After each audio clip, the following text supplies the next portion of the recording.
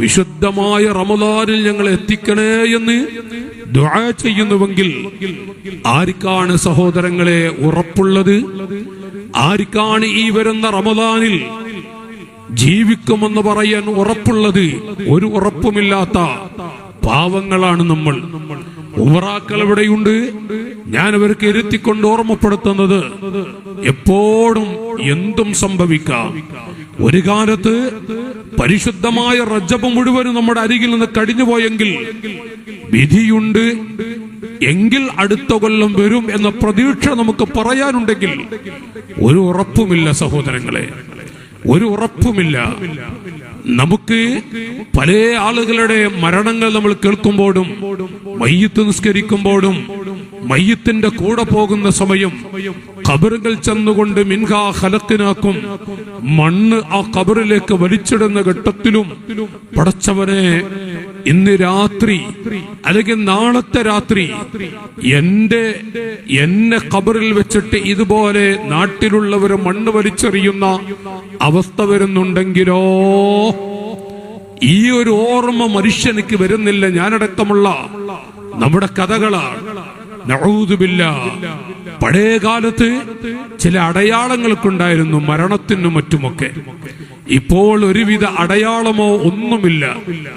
ഇന്നലെ നല്ലതുപോലെ നല്ല പ്രഭാഷണം നടത്തുന്ന വല്ലാത്ത മുവഫഖായ ഒരു പണ്ഡിതനാണ് മസ്ഊദ് സഖാഫി, ഹാഫിള് ഗൂഡല്ലൂർ മസ്ഊദ് സഖാഫി എന്ന ആ യുവ പണ്ഡിതൻ. നല്ല തഖ്വയുള്ളൊരു വാഇദാണ്, തഖ്വയുള്ളൊരു പണ്ഡിതനാണ്, മുഖ്ലിസായൊരു മുദരിസാണ്.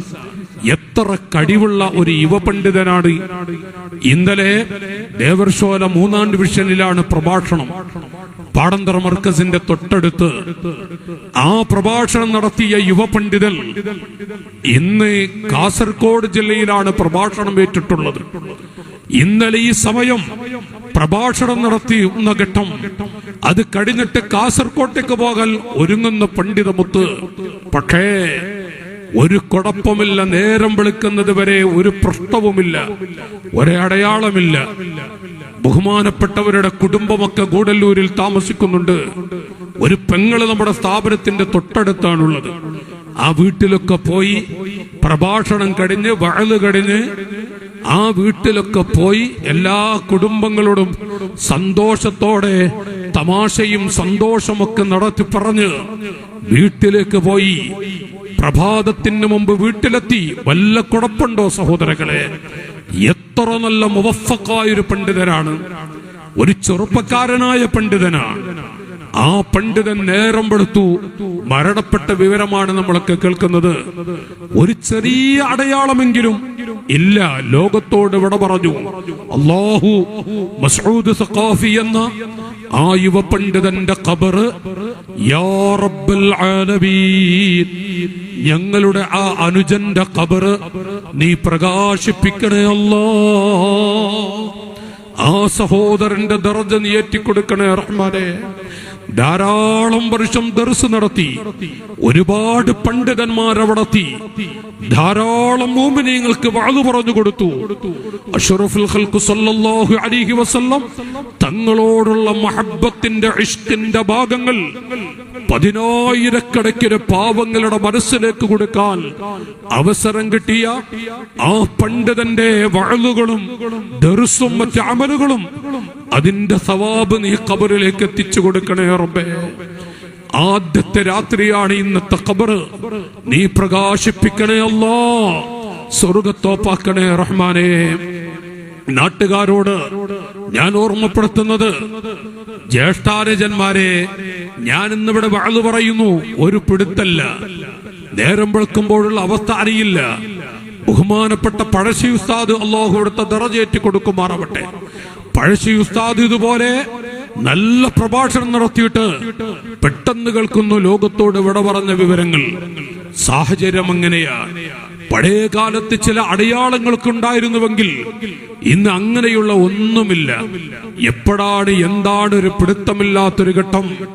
ഇവിടെ ഞാൻ എന്റെ അനുജന്മാരോട്, ഉമ്മബെങ്കന്മാരോട് ഓർമ്മപ്പെടുത്തുന്നത്, ജീവിതത്തിൽ ഒരാളെയും വെറുക്കാത്ത, വെറുപ്പിക്കാത്ത ഒരൊറ്റ മനുഷ്യനെയും കരയിപ്പിക്കാത്തൊരു ജീവിതം, ഒരാളോടും പിണങ്ങാത്ത, വ്യക്തിപരമായി ഒരൊറ്റ മനുഷ്യനോട് വെറുപ്പുമില്ല, പിണക്കവുമില്ല, ആ ഒരു ജീവിതം അല്ലാഹു നമുക്കൊക്കെ തൗഫീഖ് നൽകുമാറാവട്ടെ.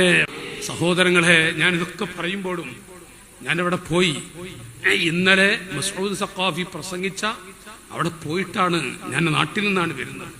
നിങ്ങൾ ആലോചിച്ച് നോക്കി, എന്തെങ്കിലും ഞാനിപ്പോ അവരെ തമാശ പറഞ്ഞു, അത് പൊരുത്തപ്പെടിക്കണം, ഞാൻ പൊരുത്തപ്പെടിക്കാൻ നിൽക്കും. അവസ്ഥകളൊക്കെ ഒരു ചെറിയ വിഷമം തോന്നിയാൽ കഴിഞ്ഞില്ല കഥകളൊക്കെ. നമ്മൾ ആരോടൊന്നും വേണ്ട. ഈ റമദാനിൽ ഒരു നല്ല മനസ്സ് അല്ലാഹു നമുക്ക് നൽകട്ടെ. പിണക്കോ കാര്യോ കുറച്ച് കടുപ്പാണ്. പിണങ്ങിയിട്ടാണോ റമദാൻ സ്വീകരിക്കുന്നതെങ്കിൽ അവൻ റമദാൻ മാസത്തെ ധിക്കരിച്ചവനാണ്.